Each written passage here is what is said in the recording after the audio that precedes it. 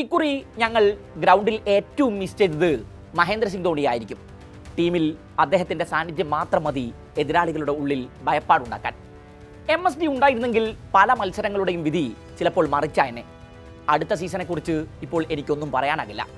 വരും സീസണുകളിൽ മഹേന്ദ്ര സിംഗ് ധോണി ചെന്നൈ നിരയിൽ ഉണ്ടാകുമോ എന്ന ചോദ്യത്തിന് ക്യാപ്റ്റൻ ഋതുരാജ് ഗെയ്ക്വാദിൻ്റെ മറുപടി ഇങ്ങനെയായിരുന്നു: അപ്പോൾ ആ അനിശ്ചിതത്വം ഇനിയും നീളുമെന്ന്. ആരാധകർക്ക് ആകാശത്തോളം ആശ കൊടുത്ത ശേഷം CSK പടിക്കൽ കല പൊടച്ച് മടങ്ങുകയാണ്. തുടർ തോൽവികൾ കൊണ്ട് തുടങ്ങിയ ഒരു സീസൺ, പിന്നെ ഒരു കംബാക്ക്. പ്ലേ ഓഫ് സ്പോട്ടിന് 3 ജയങ്ങൾ അനിവാര്യമായിരിക്കെ അതിൽ 3ലും തോറ്റ് മടക്കം. ഹാട്രിക് തോൽവികൾ കൊണ്ട് തുടങ്ങി ഹാട്രിക് തോൽവികൾ കൊണ്ട് സീസൺ അവസാനിപ്പിക്കുന്നു.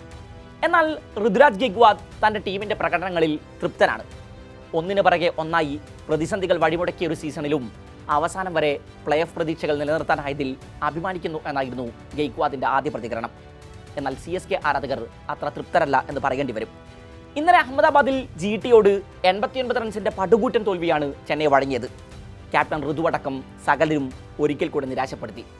230 റൺസ് ചേസ് ചെയ്യാനിറങ്ങിയ നിരയിൽ 20-ന് മുകളിൽ സ്കോർ ചെയ്തത് 3 പേർ. സഞ്ജുവും ഉർവിൽ പട്ടേലും സംപൂജ്യരായി വീണു. ശിവൻ ദുബൈയുടെ ബാറ്റ് മാത്രമാണ് നേരെ ഒന്ന് ശബ്ദിച്ചത്. എന്നാൽ അതുകൊണ്ട് പ്രത്യേകിച്ച് കാര്യമൊന്നും ഉണ്ടായില്ല. സീസണിൽ ആകെ 14 മത്സരങ്ങളിൽ 6 എണ്ണം ജയിച്ച CSK 8 എണ്ണത്തിൽ വീണു. 12 പോയിന്റുമായി 7ാം സ്ഥാനത്താണിപ്പോൾ. യങ് ടാലന്റുകളിൽ കൂടുതൽ ഇൻവെസ്റ്റ് ചെയ്യാൻ CSK തീരുമാനിച്ചൊരു സീസണായിരുന്നു ഇത്.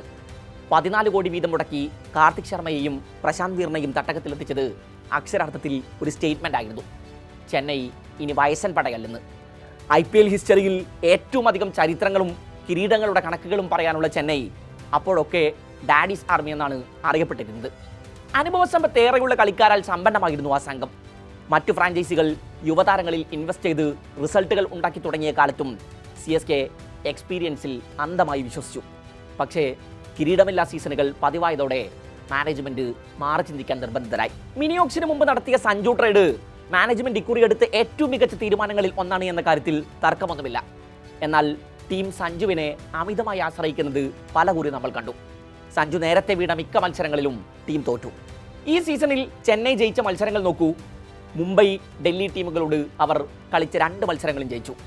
ലക്നൗ, KKR ടീമുകളോടായിരുന്നു മറ്റു 2 വിജയങ്ങൾ. അതേസമയം ടോപ്പ് 3 സ്പോട്ടിലുള്ള ഒരു ടീമുകളോടും അവർക്ക് ഇക്കുറി ജയിക്കാനായിട്ടില്ല.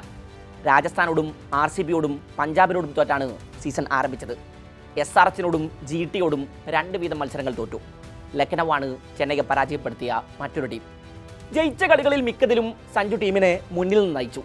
തുടക്കം മുതൽ ഒടുക്കം വരെ അയാൾ പലപ്പോഴും ടീമിനെ ഒറ്റയ്ക്ക് തോളിലേറ്റുന്നത് കണ്ടു.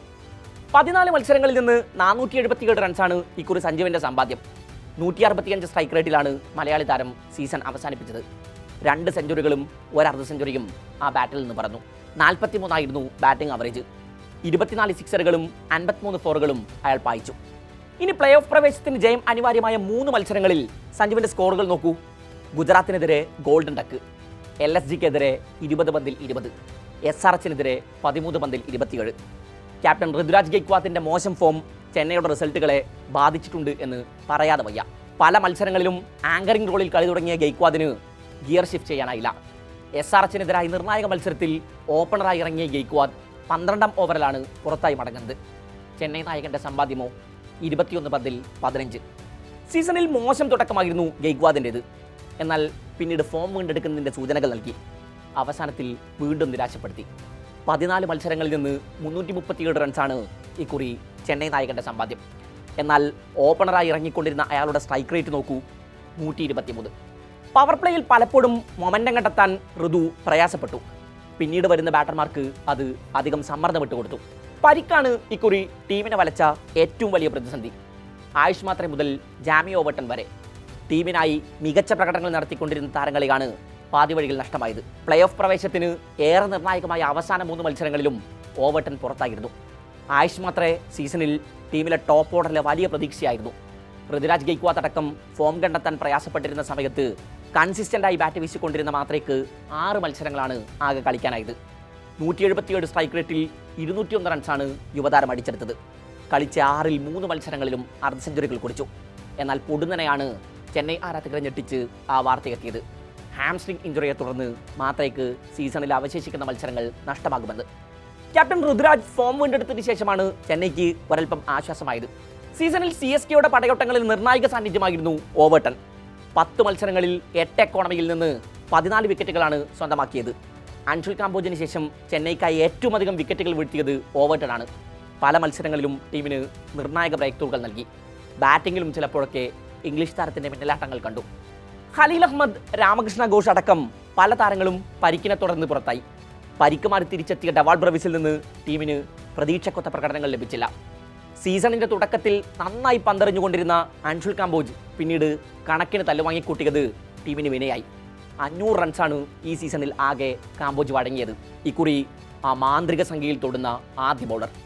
ലക്നൌവിനെതിരെ നിർണായക മത്സരത്തിൽ ആകെ എറിഞ്ഞത് 2.3 ഓവറാണ്. ആ 15 പന്തുകളിൽ നിന്ന് മാത്രം വഴങ്ങിയത് 63 റൺസ്. ഇന്നലെ ഗുജറാത്തിനെതിരെ 4 ഓവറിൽ 56 റൺസാണ് വിട്ടുകൊടുത്തത്. 34 സിക്സറുകളാണ് സീസണിലാകെ കാംബോജിനെതിരെ എതിർ ബാറ്റർമാർ പായിച്ചത്. IPLന്റെ സിംഗിൾ എഡിഷനിൽ ഏറ്റവും അധികം സിക്സറുകൾ വഴങ്ങുന്ന താരം എന്ന നാണക്കേടിന്റെ റെക്കോർഡ് കാംബോജിന്റെ തലയിലായി.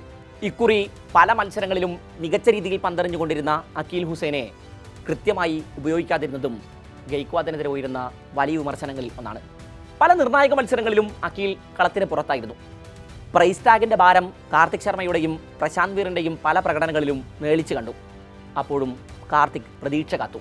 ശിവൻ ദുബെ അടക്കമുള്ള താരങ്ങളുടെ മോശം ഫോമും ടീമിന്റെ ഫലങ്ങളെപ്പോലും ബാധിച്ചു. ടീം ഒരു ട്രാൻസിഷൻ പീരീഡിലാണെന്നും എക്സ്പീരിയൻസ് ഉള്ള കളിക്കാരുടെ അഭാവം പ്രകടനങ്ങളെ ബാധിച്ചെന്നും പറഞ്ഞു വെക്കുന്നുണ്ട് ഗെയ്ക്വാദ്. ഒപ്പം പരിക്കും.